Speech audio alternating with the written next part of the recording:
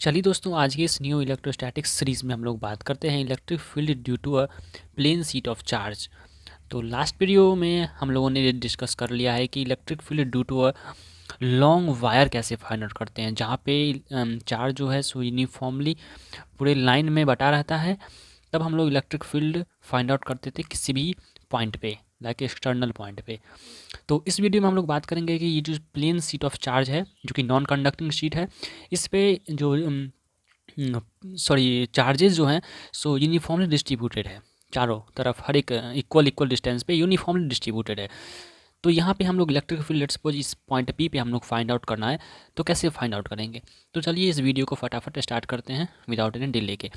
तो आप लोग जानते होंगे कि किसी भी शेप का हम अगर इलेक्ट्रिक फील्ड यूनिफॉर्मली जब चार्ज रहता है, तब इलेक्ट्रिक फील्ड जब फाइंड आउट करते हैं, तब सबसे पहले हम एक हम गॉसियन सरफेस ड्रॉ करते हैं। जो गॉसियन सरफेस जो होता है सो हर एक पॉइंट से सिमेट्रिकल रहता है उस बॉडी के, जहाँ पे इलेक्ट्रिक फील्ड जो है सो रेडियली हर एक पॉइंट पे सेम डिस्टेंस पे हम लोग को मिलता है। तब हम इलेक्ट्रिक फ्लक्स फाइंड आउट करते हैं। तो इस बॉडी, ये जो यूनिफॉर्मली चार्ज शीट है, यहाँ पे जो गॉसियन सरफेस हम लोग ड्रॉ करेंगे वो सिलेंड्रिकल होगा, वो सिलेंड्रिकल होगा।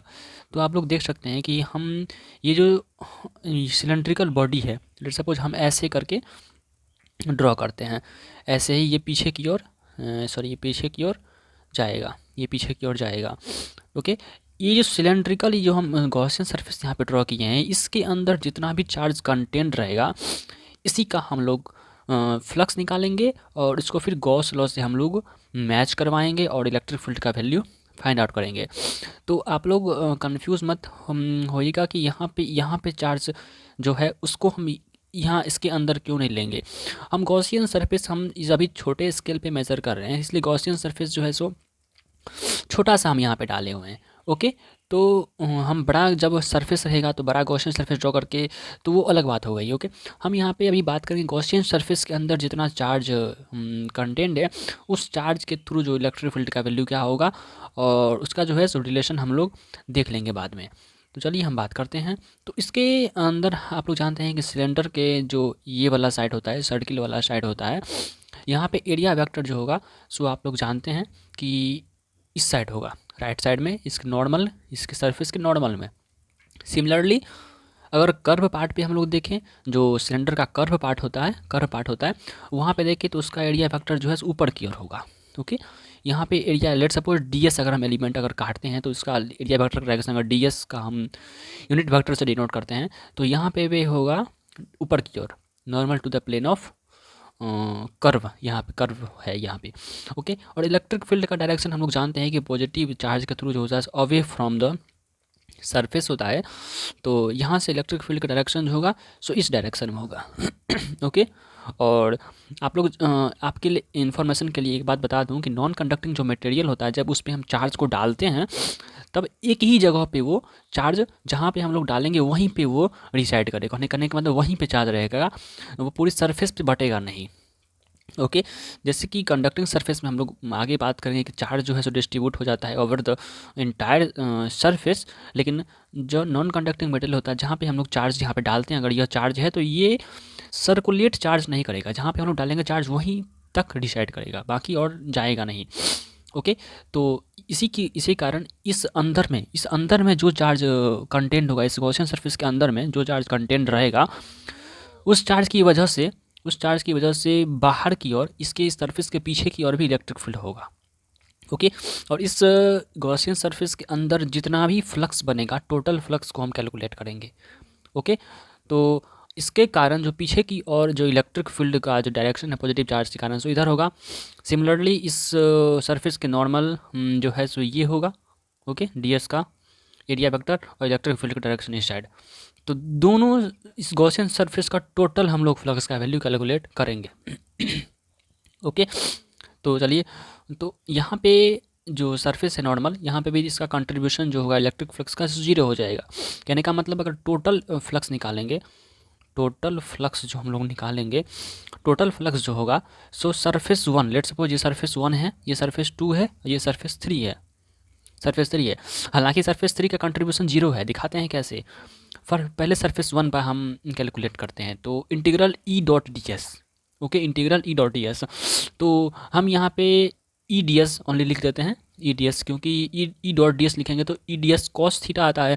तो यहाँ पे इस सरफेस के कारण जो हम लिखेंगे, so E d s cos 0 degree होगा। क्यों 0 डिग्री होगा? क्यों 0 डिग्री होगा, सो हम आपको दिखाते हैं।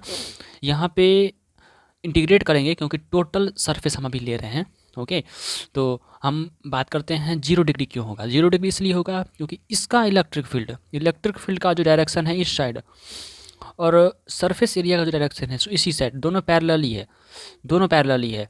मतलब इसका जो एंगल है सो 0 डिग्री का है। तो 0 डिग्री का एंगल है तो यहाँ पे एग्जिस्ट करेगा इलेक्ट्रिक फ्लक्स। फिर प्लस इस सरफेस का हम लोग देखते हैं, इस सरफेस का हम लोग देखेंगे तो ई सरफेस 1 था, सरफेस 2, तो यहाँ पे भी ई डी एस कॉस 0 डिग्री होगा। क्यों 0 डिग्री होगा?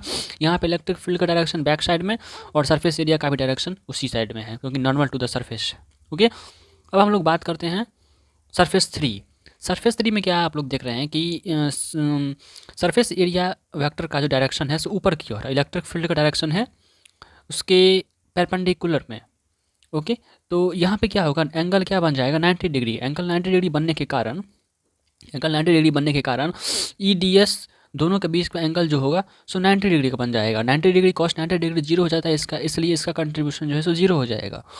तो टोटल फ्लक्स जो अगर हम बात करें, टोटल फ्लक्स जो होगा सो इन्हीं दो के कारण होगा। तो ई डी एस कॉस 0 डिग्री, तो ओनली क्या बच जाएगा, ई डी एस। यहाँ पे भी ई डी एस, तो यहाँ पे क्या हो जाएगा, दोनों को हम लोग जोड़ देंगे। दोनों को जोड़ने के बाद यहाँ पे ई जो है सो हम लोग बाहर ले लेंगे। तो लेट सपोज ई जो है सो डी एस प्लस ई जो है सो डी एस बाहर ले लिए। ओके, बाहर ले लिए। तो हम क्या करेंगे, अब इंटीग्रल डी एस, यहाँ पे हम छोटा सा एलिमेंट अभी लिए थे, उसको हम बड़ा इंटीग्रल में कैलकुलेट कर, सॉरी बड़ा सरफेस पे अब हम इसको ले लेते हैं, बड़ा पे ले लेते हैं।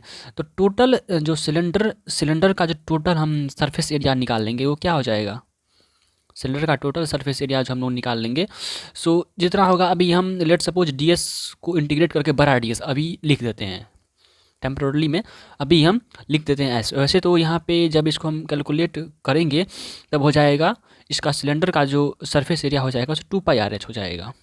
ओके ओके ओके, और यहाँ पे भी अभी हम ई एस लिख देते हैं, क्योंकि जो ये सरफेस एरिया है सो बाद में जाके कट जाएगा, तो इसलिए अभी हम इसका पे पुट नहीं किए हैं। तो टोटल हो जाएगा 2 ES।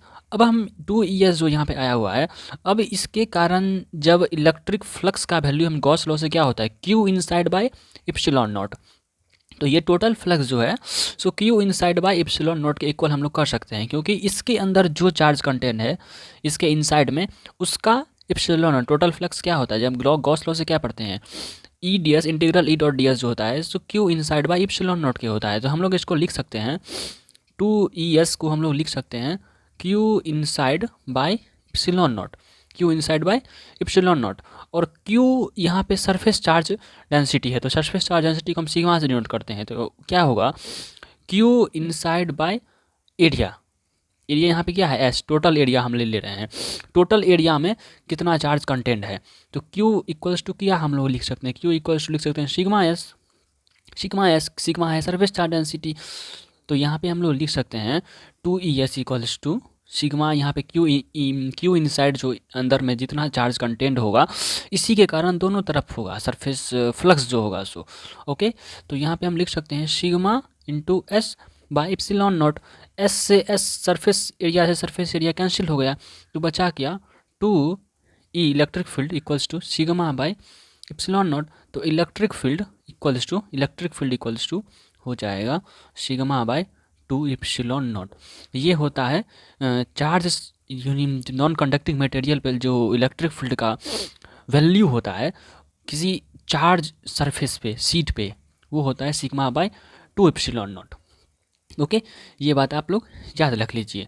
अब हम लोग बात करेंगे जब इसको हम कंडक्टिंग बना देते हैं, कंडक्टिंग बना देंगे तो कुछ यहाँ पे डिफरेंट हो जाएगा, क्योंकि कंडक्टिंग बनाने पे क्या होता है, चलिए लेट्स हम बात करते हैं अब कंडक्टिंग पे क्या होता है, इलेक्ट्रिक फील्ड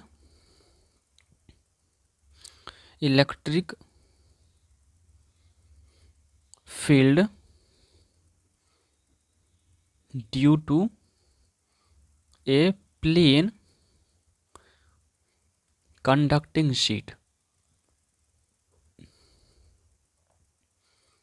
कंडक्टिंग शीट की वजह से इलेक्ट्रिक फील्ड का वैल्यू क्या होगा।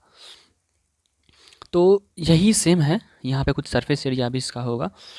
ओके, तो कंडक्टिंग शीट पे क्या होता है, अंदर में इलेक्ट्रिक फील्ड का वैल्यू 0 हो जाता है। लेट्स सपोज इसका कुछ थिकनेस है, इसका कुछ थिकनेस भी है यहाँ पे। ओके, यहाँ पे आप लोग समझ जाइए कि इसका कुछ थिकनेस है। ओके, ये जो है ना थोड़ा कुछ मोटा है। ओके, ये जो है सो थोड़ा मोटा है, तो इसका कुछ जो थिकनेस है। तो कंडक्टर जो होता है, कंडक्टर के अंदर जो है, अगर हम किसी लेट्स सपोज ये कंडक्टर है, ओके, ये कंडक्टर है। अगर कंडक्टर के अंदर भी हम लोग चार्ज रखते हैं तो चार्ज सरफेस पर डिसाइड कर जाता है, कंडक्टर के अंदर चार्ज नहीं टिकेगा। अगर ऊपर से हम चार्ज अगर क्यों डालते भी हैं तो यूनिफॉर्मली टोटल कंडक्टिंग सरफेस पे यूनिफॉर्मली स्प्रेड हो जाएगा। कहने का मतलब वो इनसाइड में इलेक्ट्रिक फील्ड का जो वैल्यू है वो 0 होता है कंडक्टर के इनसाइड में। क्यों होता है 0? तो 0 इसलिए होता है कि अगर हम कंडक्टर के हम क्या करते हैं, इलेक्ट्रोस्टैटिक्स कंडीशन में क्या करते हैं कि चार्ज को स्टैटिक रखते हैं। तो अगर इलेक्ट्रिक फील्ड का वैल्यू अगर कुछ आता है कंडक्टर के अंदर, इलेक्ट्रिक फील्ड का अगर कुछ वैल्यू आएगा तो डेफिनेटली ये बात हम लोग कह सकते हैं कि चार्ज जो है वो मूव कर रहा है, इलेक्ट्रिक करंट आ रहा है। इलेक्ट्रिक करंट जब आएगा वो क्यों आएगा, चार्ज के मोशन के कारण इलेक्ट्रिक करंट आता है। ओके, जब यहाँ पे इलेक्ट्रिक फील्ड अगर हम कुछ डालते हैं, इलेक्ट्रिक फील्ड का वैल्यू अगर कुछ आता है तो डेफिनेटली यहाँ के जो चार्ज पे फोर्स लगेगा, और चार्ज पे जब फोर्स लगेगा, इलेक्ट्रिक फील्ड को हम क्या जानते हैं, F/Q, force per unit charge, test charge हम लोग जो मानते हैं। तो लेट्स सपोज अगर कोई चार्ज यहाँ पे रखा हुआ है, पॉजिटिव चार्ज, और इलेक्ट्रिक फील्ड जब लगेगा तब यहाँ पे ऑटोमेटिकली फोर्स भी लगेगा, और जब फोर्स लगेगा तब चार्ज जो है सो एक जगह से दूसरे जगह मूव करेंगे, और चार्ज जब मूव करते हैं तो हम लोग क्या कहते हैं, करंट डेवलप हो जाएगा। और करंट जब डेवलप हो जाएगा तो इलेक्ट्रोस्टैटिक्स का कंडीशन क्या हो जाएगा, वैलिड रहेगा ही नहीं। इसलिए इलेक्ट्रिक फील्ड के अंदर कंडक्टर में जो है वो 0 होता है, वो जितना भी चार्ज हम लोग सरफेस पे डालते हैं वो यूनिफॉर्मली सरफेस पे डिस्ट्रीब्यूट हो जाता है। इसलिए कंडक्टर में हम इलेक्ट्रिक फील्ड 0 रखते हैं। ओके, ये बेसिक लॉजिक है, आप लोग समझ सकते हैं। तो यहाँ पे हम जो चार्ज जितना भी चार्ज हम लोग डालेंगे यहाँ पे सरफेस पे, वो चार्ज दोनों तरफ डिस्ट्रीब्यूट हो जाएगा। लेट सपोज अगर हम क्यू चार्ज अगर डालते हैं इस सरफेस पे अगर क्यू चार्ज डालते हैं तो वो Q/2 करके दोनों सरफेस पे दोनों तरफ वो डिसाइड कर जाएगा। Q/2 अगर क्यू चार्ज यहाँ पे हम डालें हैं तो क्यू चार्ज इस साइड भी चला जाएगा, क्यू चार्ज इस साइड भी चला जाएगा। ओके, Q/2 करके दोनों चार्ज आ जाएगा। ओके, तो electric field due to a plane conducting sheet के लिए जब हम निकालेंगे इलेक्ट्रिक फील्ड किसी जगह पे, तब बेसिक लॉजिक यही है कि किसी भी Q/, यहाँ पे हम लोग देखे हैं कि कुछ क्यू चार्ज के कारण जो है सो इलेक्ट्रिक फील्ड क्या होता था, σ/2ε0 प्लेन शीट पे। ओके, प्लेन शीट पे तो Q/2 के लिए क्या आ जाएगा, Q/2 के लिए आ जाएगा यहाँ पे इलेक्ट्रिक फील्ड जो है, तो हम चार्ज अगर इलेक्ट्रिक फील्ड जो है सो σ/2ε0, सिग्मा इक्वल्स टू हम Q/Q लिखते थे। ओके, Q/S लिखते थे। तो यहाँ पे हम लोग कर सकते हैं तब इलेक्ट्रिक फील्ड जो हम लोग लिखेंगे यहाँ पे, सो σ/2ε0 σ/2ε0 प्लस σ/2ε0 इक्वल्स टू हो जाएगा σ/ε0। तो यहाँ पे होगा क्या कि Q/2 के कारण जो हम इलेक्ट्रिक फील्ड निकालेंगे, Q/2 के कारण गॉसियन सरफेस के अंदर Q/2 जब यहाँ पे हम लोग लेंगे एक साइड, तो ES जो लेंगे, ES इक्वल्स टू Q/2ε0 लेंगे। ओके, और Q/2ε0 Q को हम फिर चेंज करेंगे तो ES सिग्मा, Q को अगर हम फिर चेंज करेंगे, आप लोग यहाँ पे देख सकते हैं, तो σS होगा। तो यहाँ पे इक्वल्स टू हम लिख सकते हैं σS/2ε0। S से S कैंसिल हो जाएगा तो E इक्वल्स टू क्या हो जाएगा, σ/2 टू इप्सिलॉन नॉट, एक के कारण sigma by two epsilon. Similarly ये चार्ज जो है सो दोनों साइड स्प्रेड होगा, तो क्यू बाई टू इस साइड भी होगा, तो क्यू बाई टू के कारण जब हम निकालेंगे इलेक्ट्रिक फ्लक्स तो वहाँ पे भी sigma by two epsilon naught. तो sigma by two epsilon naught total flux जब निकालेंगे तब दोनों को हम ऐड करेंगे, इलेक्ट्रिक फील्ड जब टोटल निकालेंगे तो दोनों को हम ऐड करेंगे, तो सिग्मा बाय इप्सिलॉन नॉट जो है वो इलेक्ट्रिक फील्ड का हमें वैल्यू आएगा। बेसिकली हुआ ये इसलिए है क्योंकि हम किसी भी सरफेस पे चार्ज, कंडक्टिंग सरफेस पे चार्ज हम डालते हैं तो वो क्यू बाई टू करके दोनों साइड आ जाता है, जबकि यहाँ पे कंडक्टिंग शीट में ऐसा नहीं होता है। जब जो चार्ज हम क्यू डालते हैं वो एक ही सरफेस पे रहता है, एक ही सरफेस पे रहता है, ओके। लेकिन इसमें क्यू बाई टू करके दोनों साइड हो जाता है। इसलिए जब हम इलेक्ट्रिक फ्लक्स निकालते हैं तो क्यू इनसाइड बाय जो इप्सिलॉन नॉट होता है, जैसे लेट्स सपोज इलेक्ट्रिक फ्लक्स हम निकाल रहे हैं किसी का, तो यहाँ पे क्यू इनसाइड बाय जो इप्सिलॉन नॉट होता है तो वहाँ पे क्यू इनसाइड की जगह पर हम क्यू बाई टू डालेंगे, क्यू इनसाइड की जगह पर हम Q by two epsilon not की हो जाएगा, क्योंकि क्यू बाई टू जब डालेंगे तो Q by two epsilon not हो जाएगा। तो एक सरफेस के कारण ये हुआ, फिर दूसरे सरफेस के कारण जब इस साइड वाला निकालेंगे तब भी यहाँ पे ये हो जाएगा। तो टोटल जो है सो क्यू बाई इप्सिलॉन नॉट जो है हो जाएगा इलेक्ट्रिक फील्ड कंडक्टिंग सरफेस पे, ओके।